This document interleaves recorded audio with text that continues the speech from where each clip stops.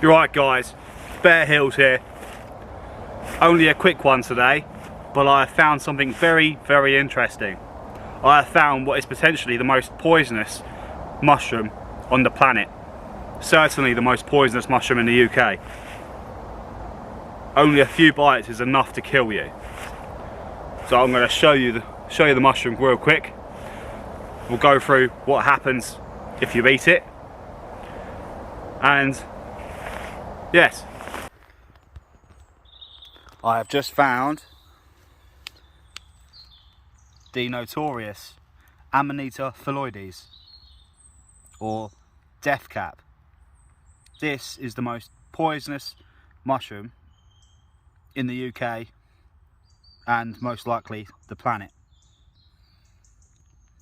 Just a few bites from this mushroom is enough to kill a grown adult.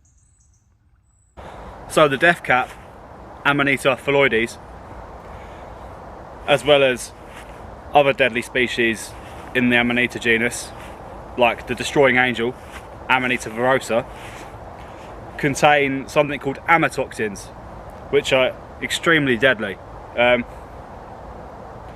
Basically they destroy your liver, as well as your kidneys I think, but I know for sure your liver. Basically just pretty much turns it to mush, I think. But the problem is, the death cap and even I think the destroying angel both taste quite nice. So people who've eaten it by mistake thinking it's something else haven't noticed.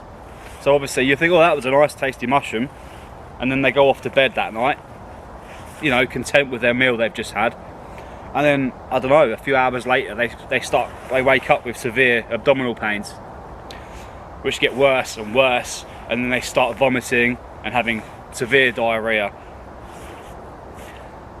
and before they know it they're slipping in and out of consciousness, and obviously they've been rushed to hospital and they're like, oh, I don't know what I've done. And you know, I think if you realise in time, people have had their stomach pumped and they've been saved, and I think people have even survived by having liver transplants. But we all know how hard it is to get a transplant. People are on the waiting list for I don't know, years at sometimes, aren't they?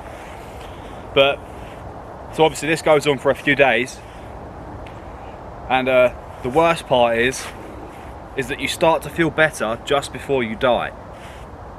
I think it's something to do with the way that the toxins go through your system.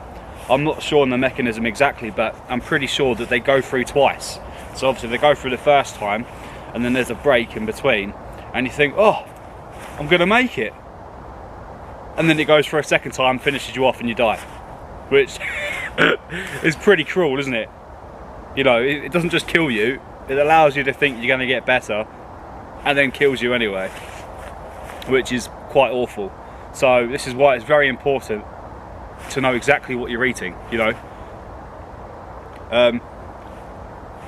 Don't eat any of the amanitas unless you're experienced.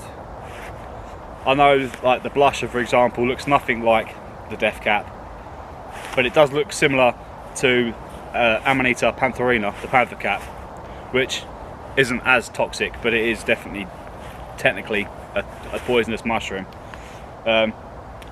It's just safer to stick to some of the safer genuses basically when you first start. But this is a textbook example. As you can see here, look, it's emerged from this egg sac. You see? That is, oh, I've just knocked it over.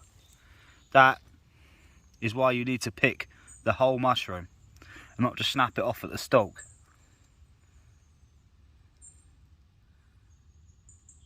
Because you could be missing a very important detail like that. Now we go further up the stem, we have that classic little white skirt. We have these quite closely packed white gills,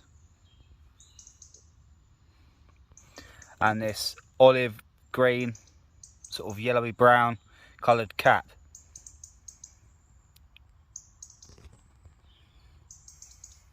Now, I knew what it was straight away because I found it before. After a while you kind of get to know it, but These are very important things to know about.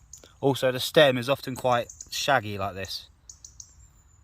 I think it's the same for the Destroying Angel as well.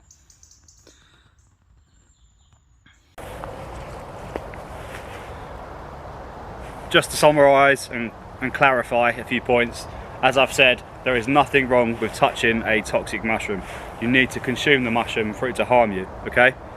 Now, if you feel more comfortable telling your young children not to touch any mushrooms because you're worried they might put them in their mouth, by all means, obviously, you've got to do what you've got to do as a parent, but just know that they will not be harmed and you will not be harmed unless you actually ingest the mushroom.